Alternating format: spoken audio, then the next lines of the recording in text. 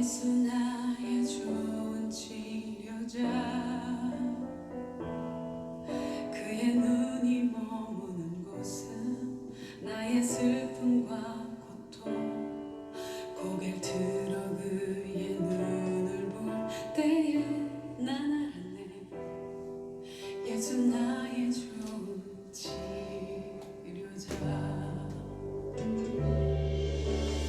예수 나의 좋은 치료자,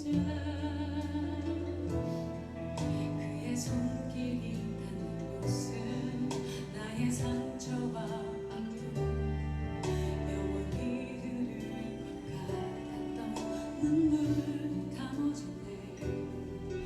예수 나의 치료자.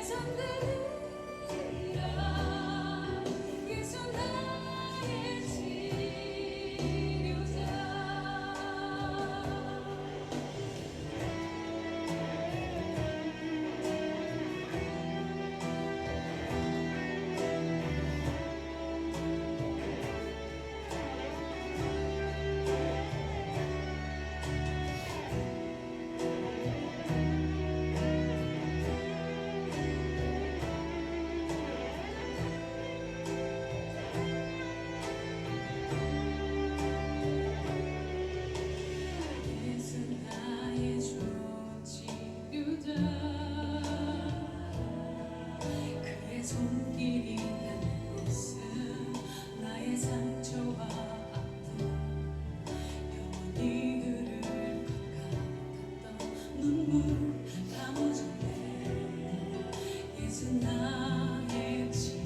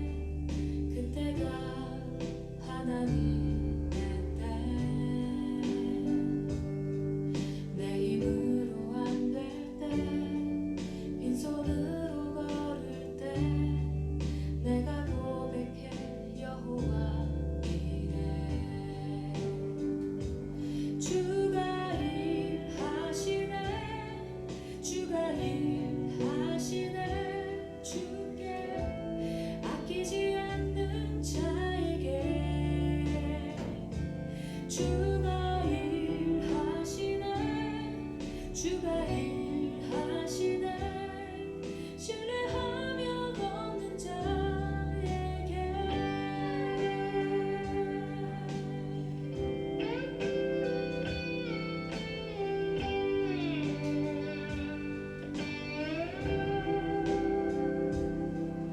우리 모인 이곳에 주님 함께 계시네 누리네 아버지 은혜 적은 떡과 물고기 내 모든 걸 드릴 때 모두 고백해 여호와 이래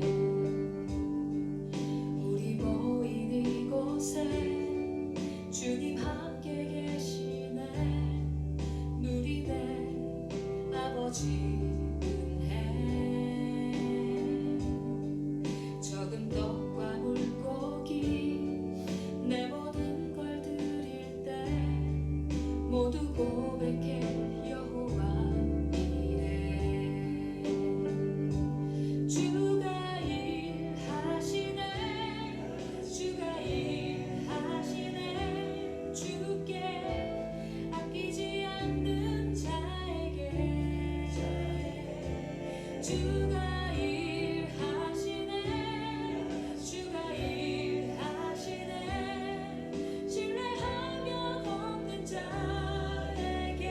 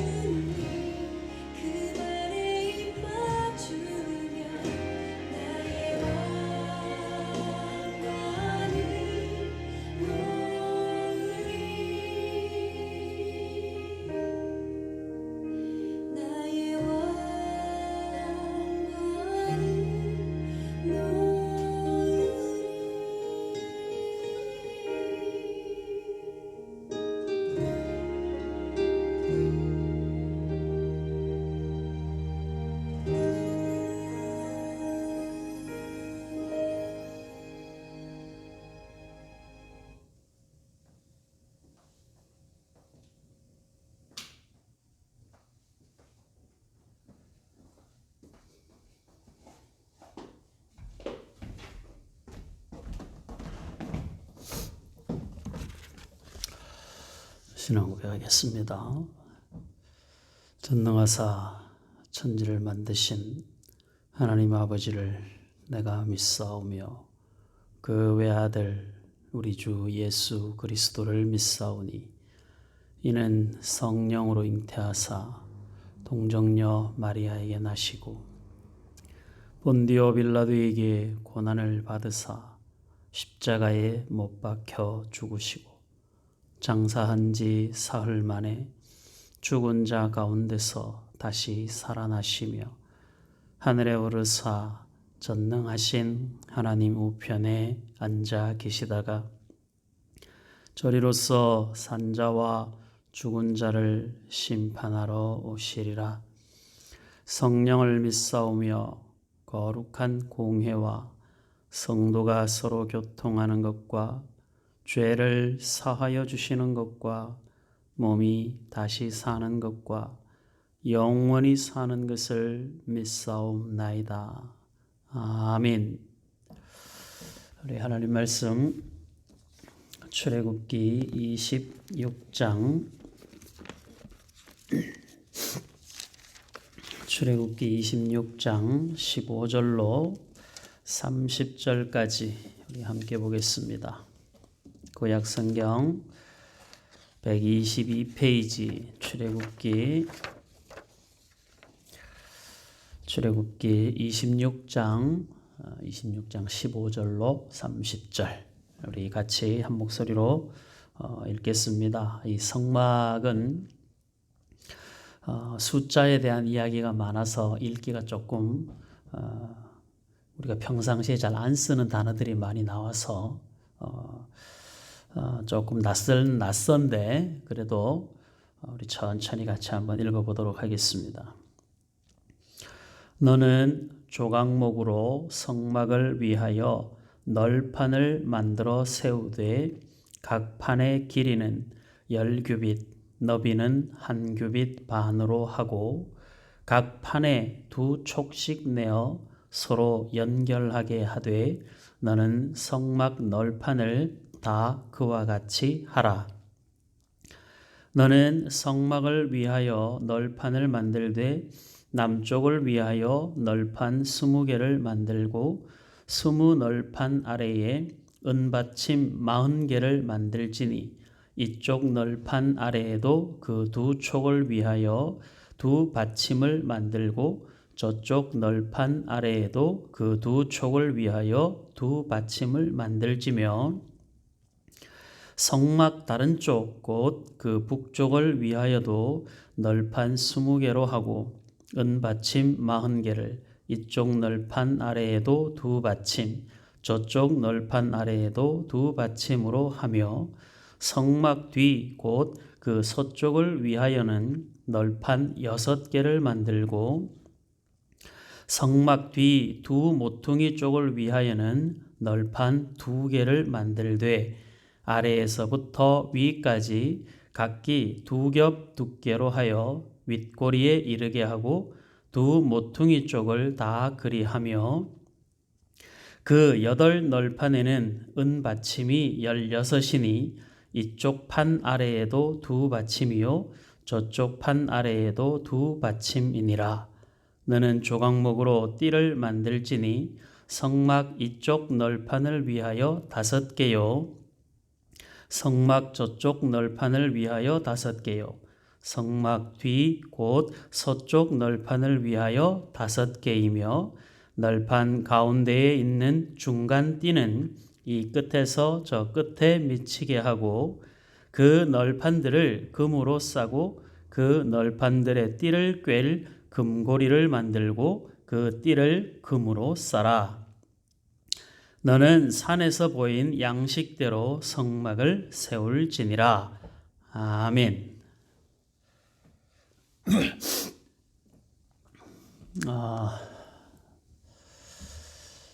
아까 예배 시작하기 바로 전에 강단에 불을 좀 잠깐 꺼봤는데 왜 그랬냐면 뒤에 지금 크리스마스 추리에 이 불이 반짝반짝 들어와서 굉장히 예쁜데 이 불이 너무 환해가지고 불빛이 잘 안 보이는 것 같아서 여러분들에게 구경시켜 주려고 잠깐 불을 껐었는데 잘 보였나 모르겠어요. 궁금하면, 잘 안 보여서, 방송에서 잘 안 보여서 궁금하면 교회 와서 확인해 보는 방법밖에 없겠죠. 굉장히 예쁜 불빛이 들어옵니다. 지금도 반짝반짝 거리는데 또 무슨 방송사고 났나 걱정할까봐 제가 이야기를 합니다. 자, 우리 이제 성막을 계속 보고 있는데, 성막은 예배라고 하는 관점에서 보아야 된다 했습니다. 성막이라고 하는 그 자체가 가지고 있는 예배적 의미가 있고, 성막 자체가 가지고 있는 하나의 기구들 속에서도 예배적인 의미를 담고 있는 것을 우리가 지금 살펴보고 있는데요.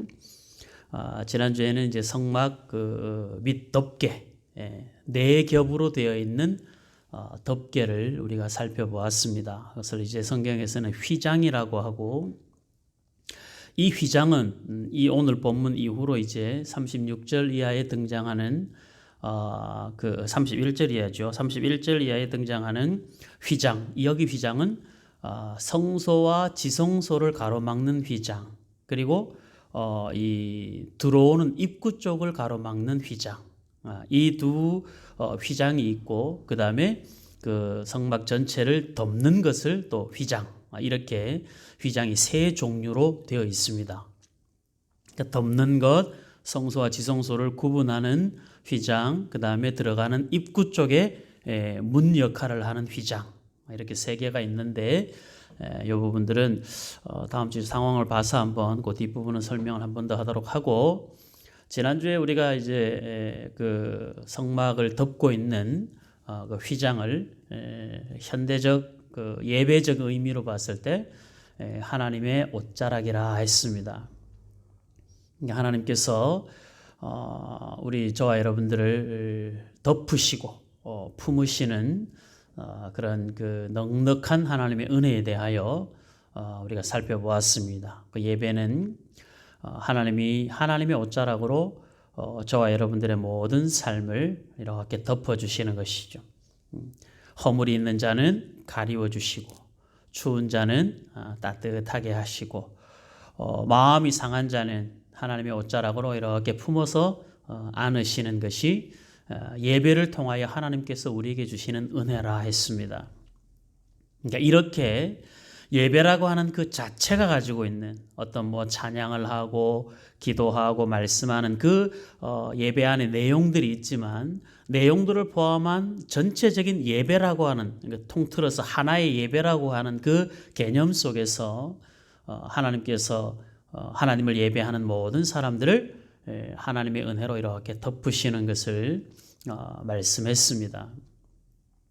그러니까 누구라도 예배에 참여하는 그 사람들에 대하여 하나님의 덮으심이 있다 하는 것을 우리가 지난주에 살펴보았습니다. 그러니까 어떤 경우에라도 하나님이 우리의 마음을 가장 잘 아시고, 그런 하나님이 그 예배 시간에 임재하셔서 각 사람의 필요한 분량대로, 각 사람의 필요에 따라서 공동체적으로 또는 개인적으로 하나님의 덮으심이 있는 것이 예배이기 때문에 우리는 예배를 소홀히 할 수 없고, 그리고 그 예배를 우리의 감정에 따라서 예배를 선택하면 안 된다 했습니다. 내 마음이 분노하고 내 마음이 곤고해도 결국은 내가 예배를 드릴 수 있는 마음의 준비가 되어 있느냐 그렇지 않느냐가 예배의 기준이 되지 않고, 그런 마음임에도 불구하고 하나님은 상한 자는 상한 대로, 아픈 자는 아픈 대로, 고난 중에 있는 자는 고난 중에 있는 대로, 또 고민하는 사람은 고민하는 사람대로 각자에게 맞는 그 은혜의 분량대로 하나님의 옷자락으로 덮으시기 때문에, 내가 가끔씩 우리 그럴 때 있죠. 내가 이런 마음으로 하나님 앞에 예배를 드리는 것을 과연 하나님이 받으시겠나? 이게 굉장히 잘못된 생각이죠. 내가 잘 준비돼서 하나님이 오냐, 내가 잘 준비되지 않으면 하나님이 싫다 이런 개념의 예배가 아니라 예배라고 하는 그 자체는 우리의 준비를 하나님 앞에 보이는 것도 있지만 더 큰 것은 하나님이 은혜로 우리 가운데 임재하시는 그 의미가 훨씬 더 큽니다. 이스라엘 백성들이 하나님 앞에 예배를 할 때 온전하게 예배를 해야 되는데 그 온전하게 예배해야 되는 것이 자기 중심에서부터 나오다 보니까 하나님이 우리 가운데 임재하시는 예배로서의 생각보다는 내가 어떻게 하나님 앞에 가느냐의 관점을 가지고 예배를 드리다 보니까 그 예배 안에 자기 의가 나타나기도 하고 그리고 그 예배를 자기가 주인이 되는 경우가 생겨났다는 것이죠. 오늘 저와 여러분들도 마찬가지. 예배는 우리가 주관할 수 있는 것이 아니죠. 그냥 하나님의 덮으심이 있는 은혜. 그 예배의 시간으로 그런 예배로 우리의 예배가 하나님 앞에 드려지는 것이기 때문에 우리는 우리의 어떤 형편이나 상황에 따라서 예배를 우리 스스로가 선택해서 나를 하나님이 내가 이렇게 상한 마음이 있으면 하나님이 예배를 안 받으신다라고 하는 그 어디서 그런 기가 막힌 생각들을 했는지 모르겠어요. 그렇지 않습니다. 수고하고 무거운 짐을 지고 하나님께로 가는 것이고 상한 마음을 가지고 하나님께로 가는 것이죠. 거기에서 하나님과의 만남이 이루어지고 하나님의 위로와 하나님의 긍휼하심을 우리가 힘입는 것이지 우리가 예배의 주인이 되어서 마치 내가 이렇게 준비를 해서 그래서 그 예배가 나에게 자랑이 되고 이렇게 준비하지 못해서 하나님 앞에 드려지는 예배가 아닌 것처럼 되어지는 것은 대단히 잘못한 생각입니다. 우리는 하나님의 은혜로 충만해도 예배자의 겸손함이 있어야 되고 내 마음이 너무 부족하고 하나님 앞에 너무 부끄럽고 죄스러운 모습이 있어도 내가 지금 예배하는 그 대상이 나의 아버지이기 때문에 아버지를 만나러 가는 든든함이 우리 안에 있어야 되는 거예요. 저와 여러분들의 삶의 평생을 살면서 내 감정이나 상황이 예배를 드린다 안 드린다를 결정하는 일이 없도록 그럼에도 불구하고 내 마음을 하나님의 옷자락으로 덮으시는 은혜를 구해야 되는 것이 그 성막 덮개를 통해서 하나님이 예배가 어떤 것이다 라는 것을 가르쳐 주었다 했습니다. 오늘 이제 연결해서 함께 볼 말씀은 그 하나님의 덮으시는 옷자락을 이렇게 받쳐주는 널판입니다. 이 성경은 지금 이 성경에서 널판이라고 번역을 했는데 사실은 이 그 모양 자체가 약간 이렇게 넓다 보니까 널판이라고 했는데 그 원어적 의미는 기둥입니다. 기둥. 그러니까 이 기둥을 그 성막 네 귀퉁이를 이렇게 해가지고 기둥을 만들어서 그 기둥을 서로 연결하고 그 기둥을 세워서 그 위에 그 휘장을 이렇게 덮는 것이죠. 그러니까 이 자체를 가지고 보면 나중에 성막 이제 바깥 부분에 뜰이 있고 뜰을 전체적으로 감싸는 또 울타리가 있습니다. 그 울타리도 여기서 말하는 그 널판으로 이렇게 세우기 때문에 같은 의미가 있지만 조금 이제 다르죠. 이 부분들이 역할이 다르죠. 역할이. 그래서 지금 이제 우리가 여기에서 보아야 될 것은 말 그대로 성막의 하나님의 옷자락을 지탱하는 기둥으로서의 널판을 어떤 예배적 관점에서 살펴봐야 되느냐를 오늘 좀 깊이 생각을 해보려고 합니다. 하나님이 은혜로 하나님의 옷자락을 이렇게 덮으실 때 그 옷자락이 전체를 이렇게 완전히 다 덮을 수 있도록 만들어주는 것은 그 중간에 그것이 이렇게 쿵 눌리지 않고 위에를 지탱하고 그 속에서 제사장들의 그 예배적 행위들이 일어날 수 있도록 지탱해 주는 것이 뭐냐면 널판이거든요. 그 기둥이란 말이죠. 그래서 기둥은 1차적으로는 밖에서부터 안에를 들어올 수 없도록 만드는 하나의 벽이죠, 벽. 이 벽이라는 개념은 하나님 앞에 드려지는 예배는 그 어떤 것으로도 방해받아서는 안 된다는 의미에서의 벽입니다. 그러니까 외부적 그 제사장이 아니면 안에 들어가서 예배하는 제사장이 아니면 그 안을 볼 수도 없게 만들어 놨습니다. 그 정도로 안에서 하나님 앞에 드려지는 예배의 거룩함은 그 어떤 것도 방해받을 수 없다는 거예요. 사람이나 동물이나 그 어떤 것들도 하나님의 예배는 방해받을 수 없도록 하나님이 벽을 세워놓으신 것이죠. 기둥을 세워놓으신 거예요. 그러니까 이것을 현대적 예배로 연결시켜 보자면 우리의 예배는 그 어떤 그 외부적 영향을 받으면 안 된다는 것이죠. 상황의 영향을 받으면 안 되는 거예요. 언제나 그 자리에 구름 기둥과 불 기둥이 가다가 멈추면 그 자리에 세워져야 될 그 자리에 그냥 서 있는 것이죠. 막아내는 것입니다. 외부의 어떤 바람 한 점도 안으로 들어오지 못하도록 막아서는 거예요.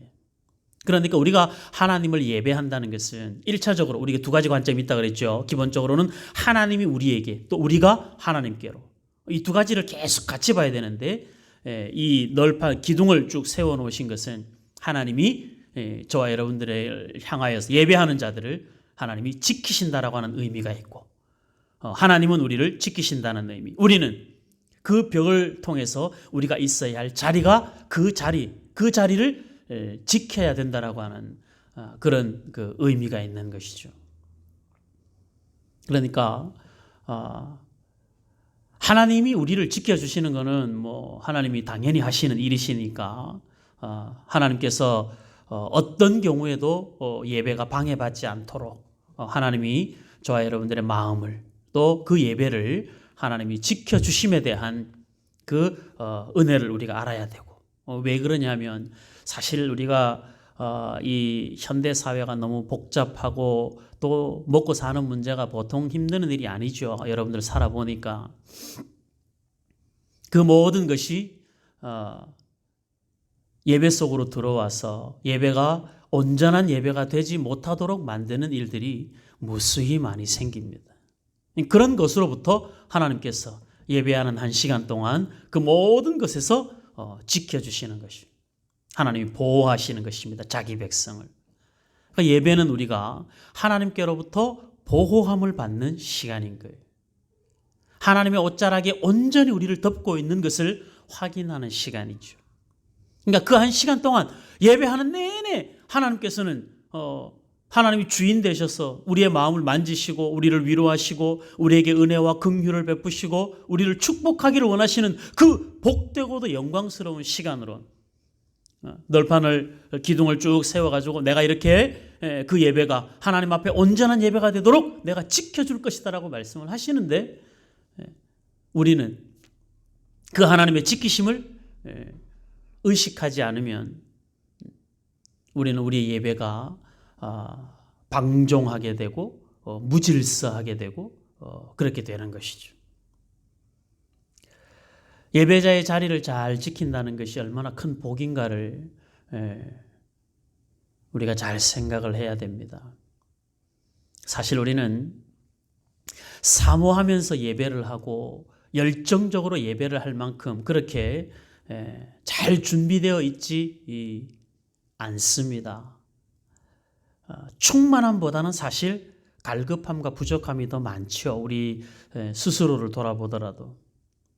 그런데 예배를 통해서 하나님께서 나를 지켜주심을 확인하고 하나님 안에서 보호받는 은혜를 확인하고 세상은 나를 보호해 주지 못해도 하나님이 나를 지켜주신다는 생각.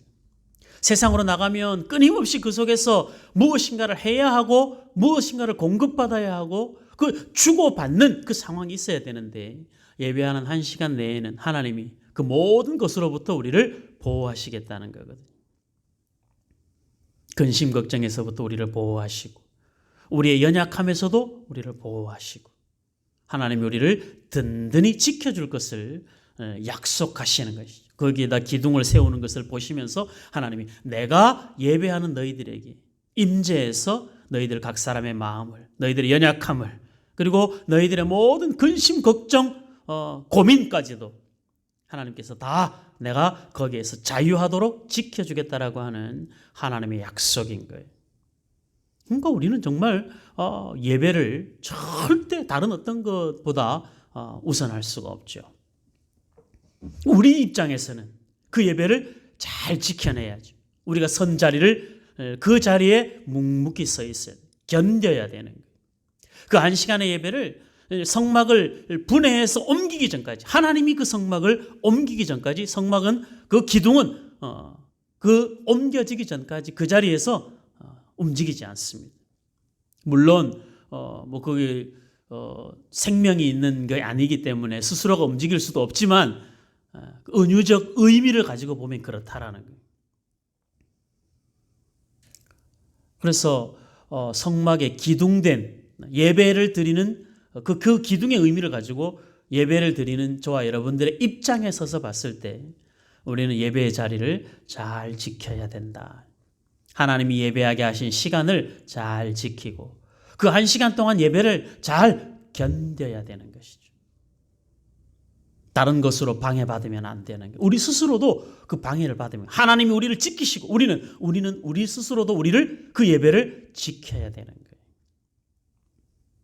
코로나가 터지면서 한국 교회가 제일 먼저 그 신학적인 고민에 빠지게 된 것이 예배였습니다. 주의를 지키는 문제였습니다. 그 예배를 어떻게 해야 되느냐? 모여야 되느냐? 모이지 말아야 되느냐? 교회 예배는 교회 가서 드려야 되는데 이런 것들 때문에 초반에 정말 저도 그랬습니다. 저도 가장 많이 고민하고 가장 많이 갈등했었던 부분입니다. 지금도 여전히 그 생각은 동일합니다. 그런데 이것이 일단 우리 스스로의 어떤 유익을 위함이 아닌 공동체와 이 전염병이라고 하는 특수한 상황 속에서 일어나는 일들이었기 때문에 지금 우리가 약간의 융통성을 가지고는 있지만 그래도 궁극적 우리의 지향점은 함께 모여서 예배하는 것이라는 사실을 우리는 놓치면 안 됩니다. 그 자리인 거예요. 시간적으로 그 시간, 공간적으로 그 자리인 거예요.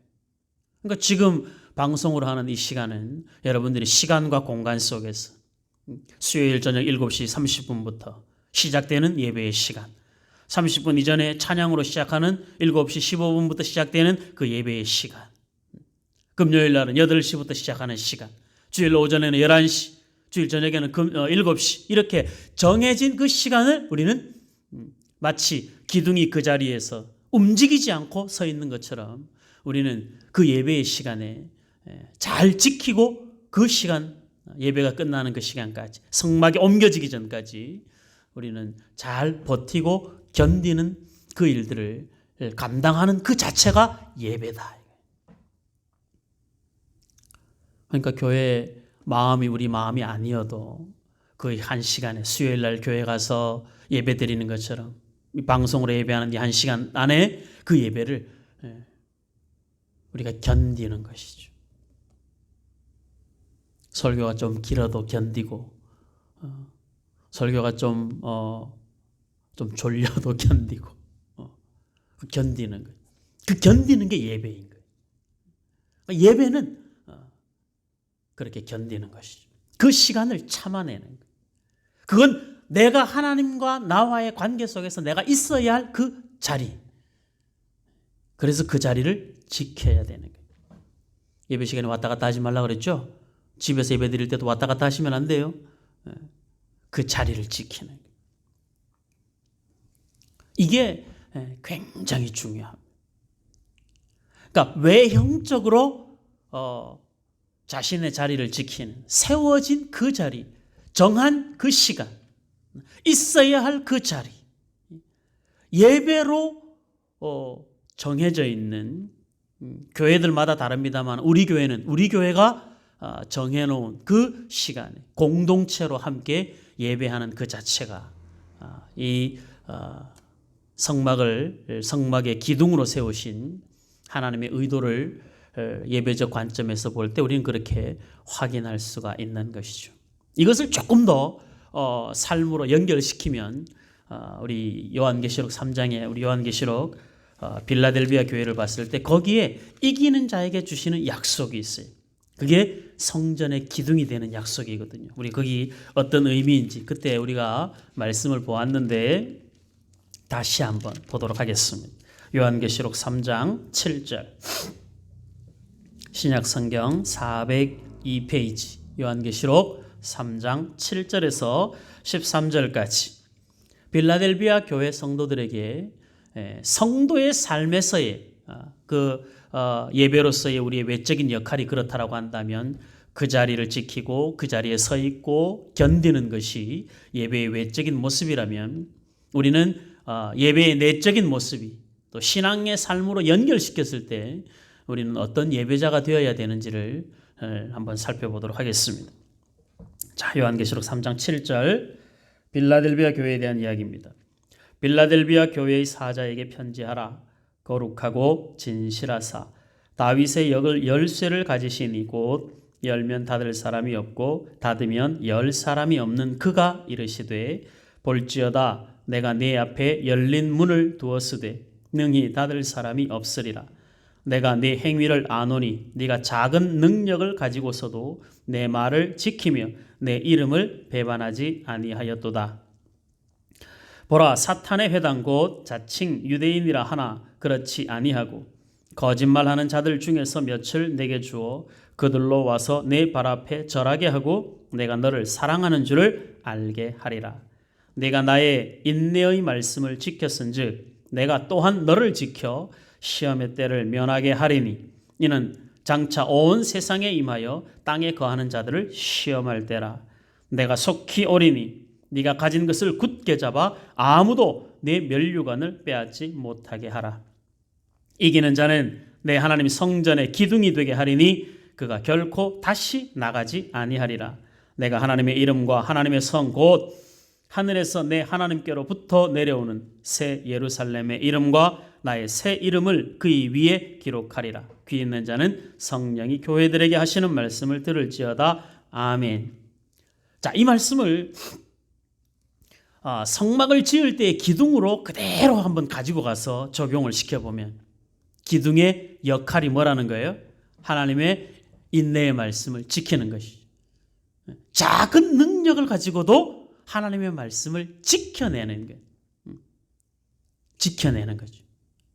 그리고 인내의 말씀을 지켰은즉 내가 또한 너를 지켜 시험에 때를 면 하나님이 지켜주신다 말씀하셨죠?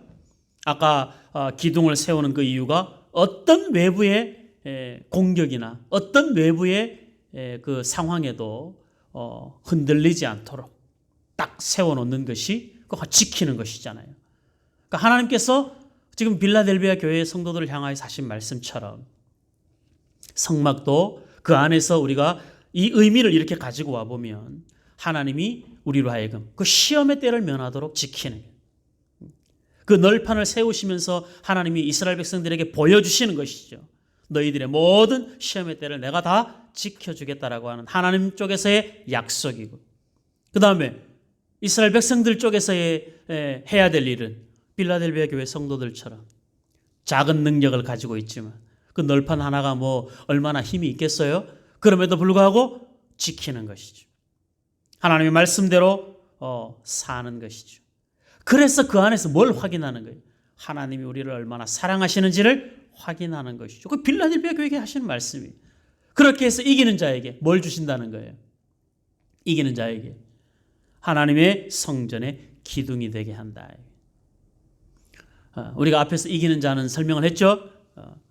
그 과정을 거쳐서 이기는 자로 이끌어 가시지만 반면에 이기는 자이기 때문에 그 과정을 그렇게 걷도록 하시는 거예요. 이 두 가지가 겹쳐서 우리에게 주시는 의미라고 했어요.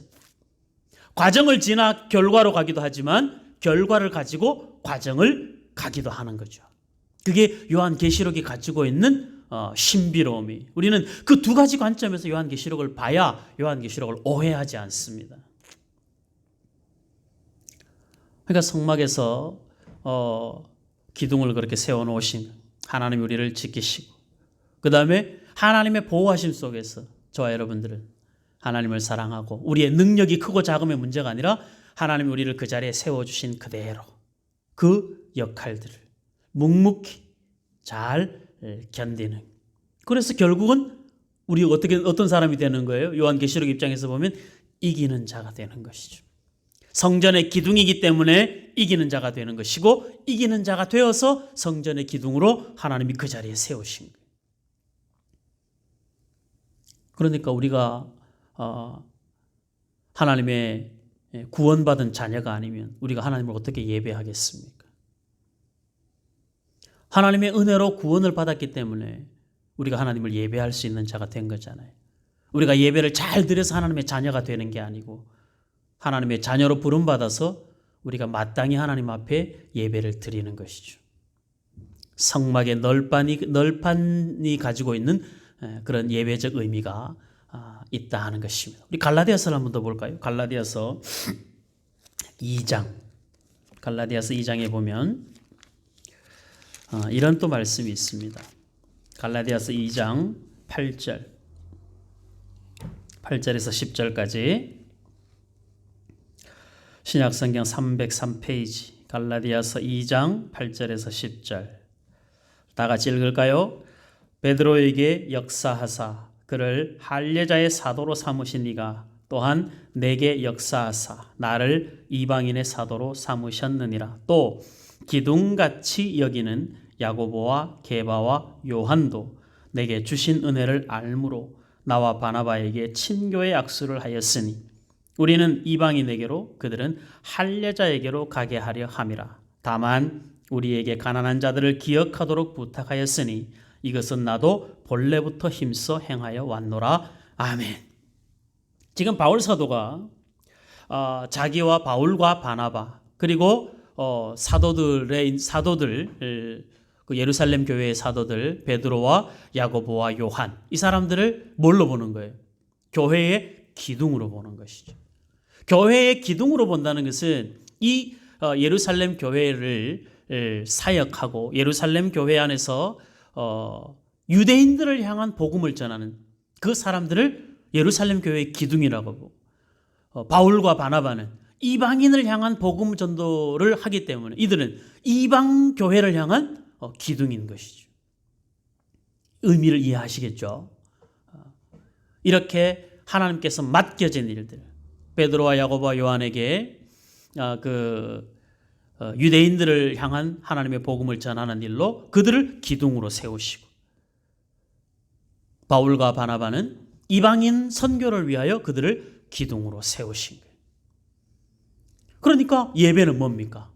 하나님께서 내게 주신 사명을 확인하는 자리고 하나님께서 내게 주신 사명을 감당한 것을 가지고 와서 보고하는 시간이고 다시 또 하나님께서부터 나에게 주시는 사명을 확인하는 시간이고 하나님께서 내게 주신 사명을 붙들고 다시 힘을 얻어 세상을 향하여 그 사명을 감당하기 위하여 달려가기 전에 결단하는 것이고 그게 뭐예요? 그게 다 예배라는 것이죠.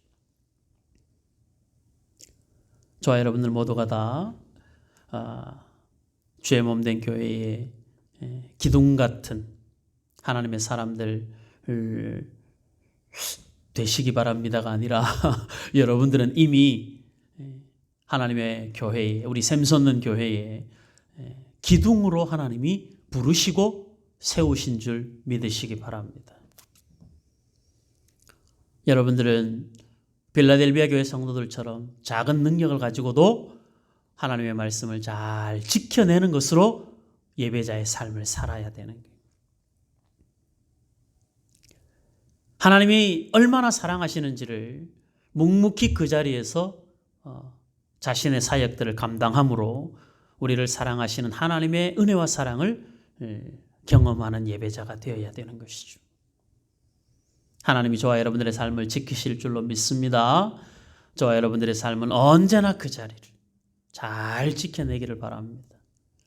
예배자의 자리를 잘 지키고 예배 시간을 잘 지키고 예배하는 한 시간을 묵묵히 잘 견디고 그리고 삶으로 들어가는 예배자로서 교회 공동체로 모여서 예배할 때 그 예배, 공적 예배뿐만 아니라 우리가 삶의 자리로 나아가면 우리가 살아가는 삶의 자리에서, 가정에서 또는 직장과 사업장 안에서 우리의 이웃들과의 관계 속에서 우리의 삶은 당연히 예배자의 삶을 살아야 되는 것이죠.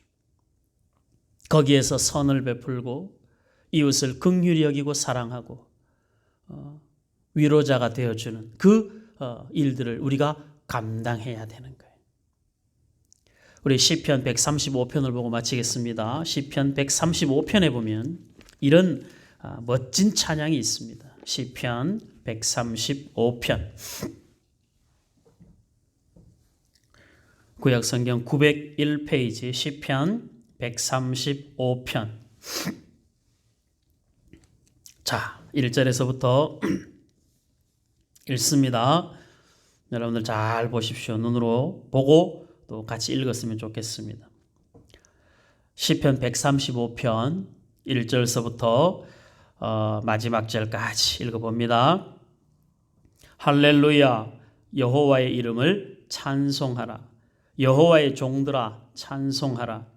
여호와의 집, 우리 여호와의 성전, 곧 우리 하나님의 성전 뜰에 서 있는 너희여. 여기 서 있다고 그러죠. 서 있다는 게 뭐예요? 기둥이란 말이에요. 기둥으로 서 있는 걸 말하는 거예요.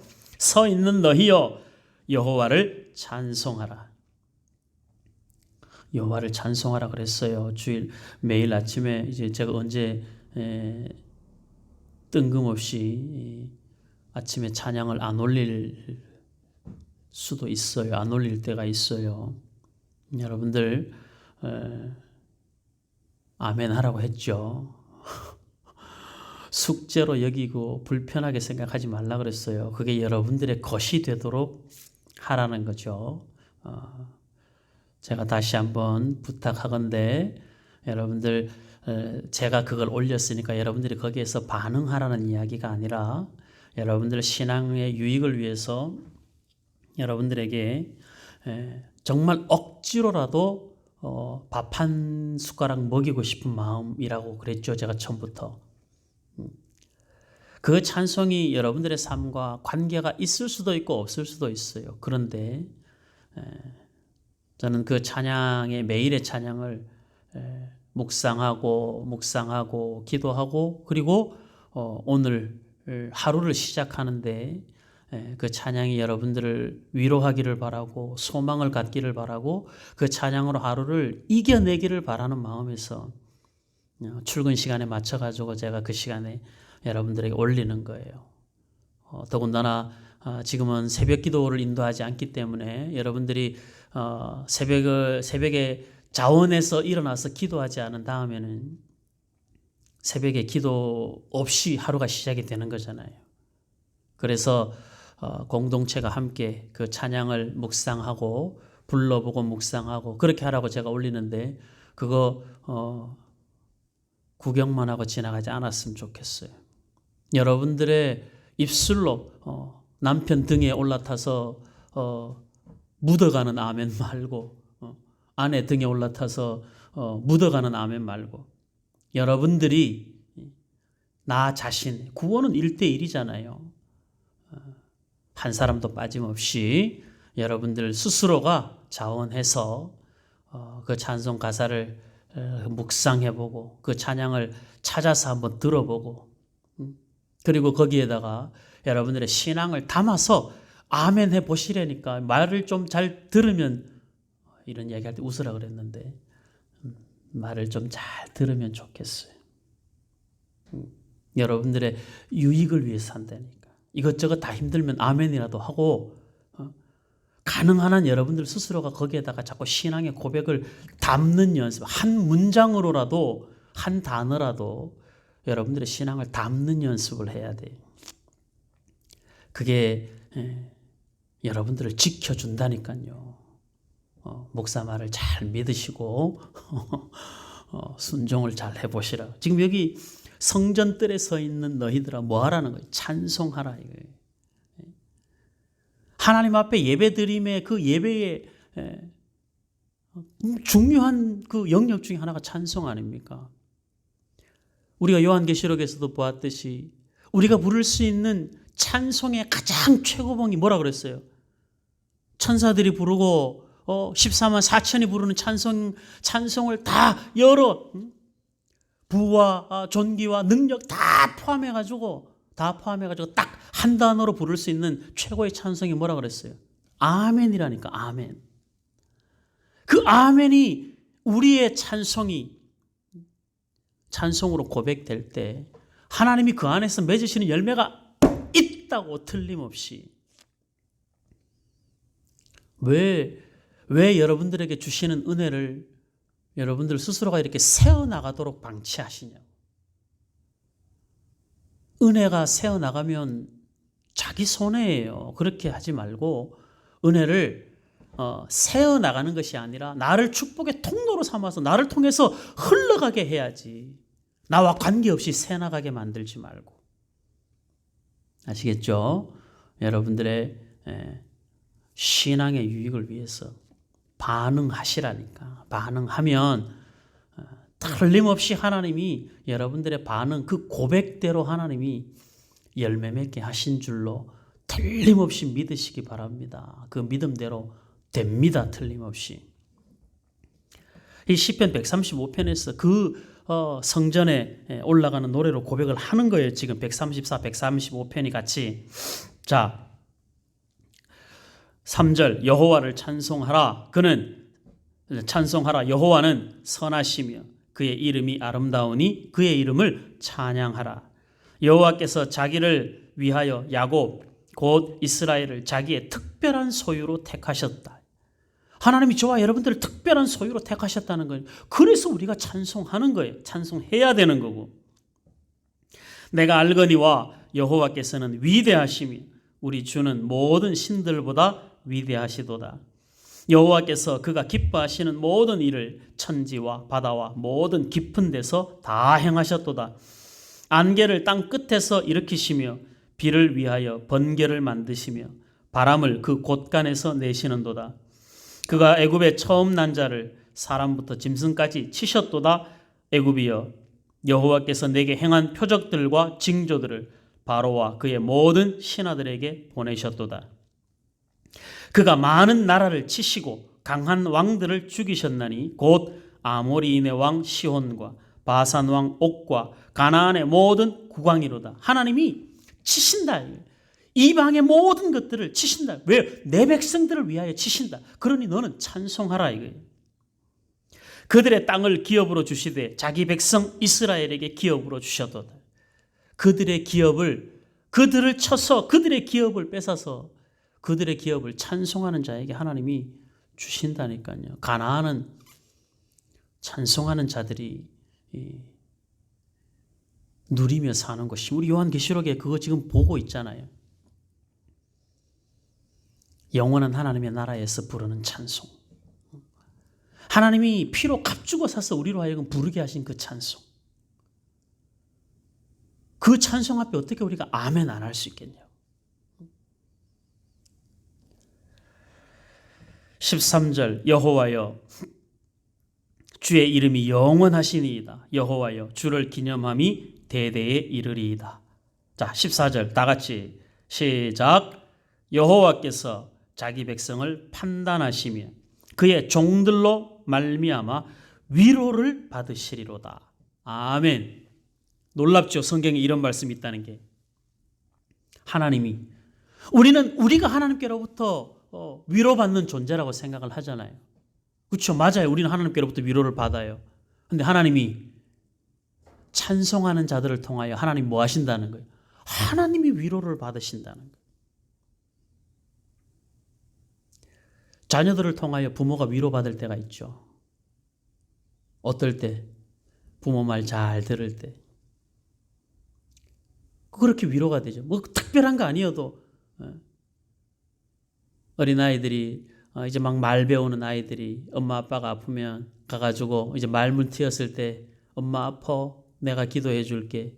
그게 정말 무슨 어떤 특별한 기적을 일으키지 않아도 그 말 한마디가 부모에게 얼마나 큰 위로가 되는 거예요.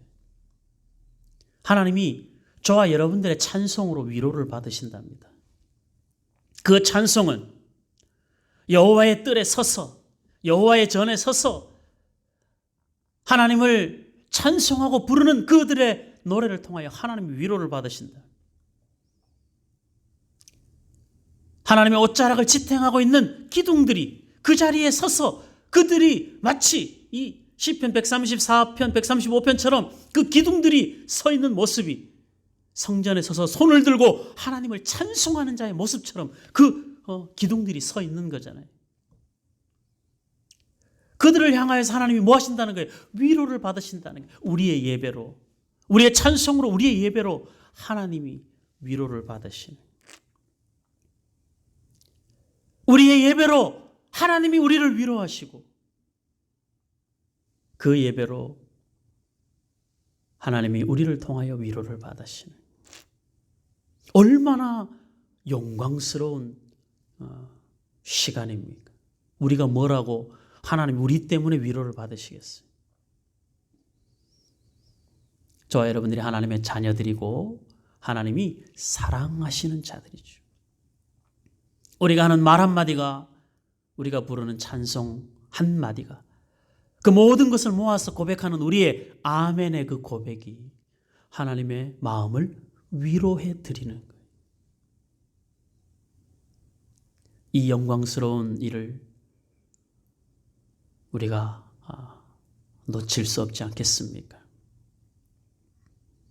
하나님의 옷자락을 바치고 서서 성전에 서서 두 손 들고 노래하는 그 찬양하는 사람들의 모습처럼 묵묵히 성막의 그 자리를 든든한 기둥이 되어 지키는 그 널판지처럼, 교회를 지키는 교회의 기둥들처럼 적은 능력을 가지고도 하나님의 말씀을 지켜 순종하여 하나님의 성전의 기둥이 되기를 원하는 것이, 그렇게 이기는 자 되기를 원하는 것이, 이미 2000년 전에 그렇게 이긴 자들로 칭찬받은 빌라델비아 교회 성도들처럼 저와 여러분들이 그렇게 이기는 자, 하나님 나라의, 하나님의 성전에 복된 기둥이 되고 예배를 지키는 기둥이 되고 견디는 기둥이 되어서 하나님 앞에 위로가 되어주는 그런 신실한 하나님의 자녀가 될 수 있기를 주의 이름으로 축복합니다. 저와 여러분들의 삶에 주님 오시는 그날까지 우리의 입술을 아멘으로 가득 채워 하나님을 찬송하는, 하나님의 성전에 서서 하나님을 찬송하는 자들, 그 영광을, 그 감격을 누리는 저와 여러분들이 될 수 있기를 주의 이름으로 축복합니다. 아멘. 기도하겠습니다. 감사합니다. 하나님 아버지, 의미 없이 모이는 시간 아니고 아무 생각 없이 그냥 보내는 시간 아니고 하나님이 불러 하나님의 자녀로 세우신 그 자리, 공동체로 모여 함께 예배하는 그 자리, 그래서 그 예배를 통하여 하나님이 우리를 지켜 보호하시고 우리를 사랑하심을 증명하시고 우리는 그 예배를 통하여 우리의 자리를 지킴으로 우리의 찬송과 우리의 신앙 고백을 통하여 우리 하나님을, 우리 아버지를 위로하는 시간이 예배인 줄 알게 하시고 우리가 어떻게 그 예배를 지켜야 하는지, 어떻게 그 예배를 견뎌야 하는지, 어떻게 그 자리에 우리가 머물러 있어야 하는지를 하나님 말씀을 통하여 깊이 마음 가운데 새겨 싸우니 우리가 공동체로 모여 예배할 때에도 그 예배의 의미를 잘 기억하게 하시고 우리가 삶의 자리로 돌아가 그 자리에서도 예배자로 살 때 하나님의 거룩한 영광과 찬송이 되게 하여 주시옵소서. 하나님이 원하시는 것이 무엇인가? 하나님이 기뻐하시는 뜻이 무엇인가? 하나님의 선하신 뜻이 무엇인가? 날마다 우리의 삶에 질문하며 적용하게 하시고 하나님이 기뻐하시고 선하신 뜻을 분별하여 신실한 예배자로 우리의 삶의 자리를 묵묵히 견디며 지켜내는 복된 주의 성도들이 되게 하여 주시옵소서. 하나님 아버지, 여러 가지로 근심 걱정이 많은 시대를 살고 있습니다. 어느 것 하나 확실한 것 없는 불확실한 시대에 우리가 살고 있습니다. 하나님 아버지, 우리를 불쌍히 여겨주시고 그 모든 상황 속에서도 하나님 우리를 부르심의 그 자리를 잘 지키게 하옵소서. 그 자리에 옮겨질 때까지 그 자리를 묵묵히 지키게 하시고 그 자리에서 힘을 다하여 손을 들고 여호와를 찬송하는 거룩한 예배자로 살게 하여 주시옵소서. 주님 앞에 부름받아가는 그날까지 우리 인생의 하루하루를 하나님을 찬송하는 자로 살게 하시고 하나님의 복된 위로자의 삶을 잘 살아갈 수 있도록 도와주시옵소서. 우리는 연약하여 늘 불안하고 두렵습니다.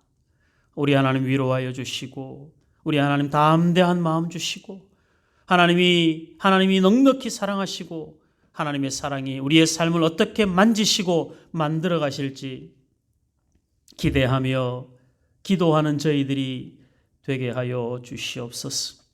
특별히 연약한 중에 하나님의 긍휼을 구하고 하나님의 인도하심을 기다리는 주의 자녀들이 있사오니 우리 하나님 아버지 능력의 손으로 만져주시옵소서. 이기는 자 되어 주를 찬송하게 하시고 찬송하는 자로 마침내 이기는 자의 자리에 주의 성전에 기둥같이 설 수 있도록 우리 하나님 아버지 은총을 더하여 주시옵소서. 하나님께서 은혜와 사랑으로 부르셨사오니 우리 하나님께서 넉넉히 이기는 자 되게 하실 줄 믿사오니 주님 의지하게 하시고 주님 붙잡고 걷게 하시고 기도하며 찬송하며 잘 견디며 감당할 수 있도록 우리 하나님 도와주시옵소서. 하나님의 만지심이 있을 줄로 믿습니다. 우리 하나님의 도우심의 능력의 손길을 온전히 의지하오니 주여 치료하는 손으로 만져주시옵시고 하나님의 놀라우신 일하심을 경험케 하여 주시옵소서. 마음이 힘든 자들이 있습니까? 위로하여 주시옵시고 주의 넉넉한 사랑으로 붙잡아 주시옵소서. 어떤 경우에라도 하나님의 은혜의 그늘 아래 머물러 있는 삶을 살게 하시고 하나님이 기뻐하시는 일을 모든 것의 우선순위로 여길 수 있도록 우리 하나님 인도하여 주시옵소서. 특별히 내일 검진을 앞두고 있는 우리 김현주 집사님에게 은혜를 베풀어 주시고 그 이외에도 연약한 부분이 많이 있사오니 주의 능력의 손으로 만져주시고 하나하나 잘 치유될 수 있도록 도우시고 내일도 검사 잘 받고 하나님 아버지 그 질병으로 인한 고민과 걱정은 없어지도록 우리 하나님 아버지 주의 능력의 손으로 붙잡아 주시옵소서. 주의 연약한 성도들 한 사람 한 사람 우리 하나님 형편과 처지를 아시오니 그들의 마음을 붙잡아 주시고 담대하게 하시고 하나님 의지하여 이 일에도 승리할 수 있도록 우리 하나님 도와주시옵소서. 한 주간의 삶이 매일매일 불안과 두려움의 연속이지만 하나님의 넉넉히 일하심을 경험하는 복된 삶으로 인도하심을 감사합니다. 남들 다 힘들고 어려울 때 하나님 의지하여 한 걸음 잘 걸어가게 하시고 그 한 걸음 속에 하나님이 담으시는 은혜와 복을 놓치지 않도록 간섭하여 주시옵소서. 주일 이후 3일도 은혜 안에 붙잡아 주셨사오니 감사합니다. 남은 3일도 주일을 잘 준비하는 시간으로 보내게 하시고 침묵하며 기도하며 하나님과 동행하는 삶을 온전히 살게 하시고 하루의 삶의 모든 순간을 여호와를 찬송하는 아멘으로 주를 찬송하는 신실한 신앙의 고백만이 넘쳐나는 삶이 되게 하여 주시옵소서. 예수님 이름으로 기도하옵나이다. 아멘.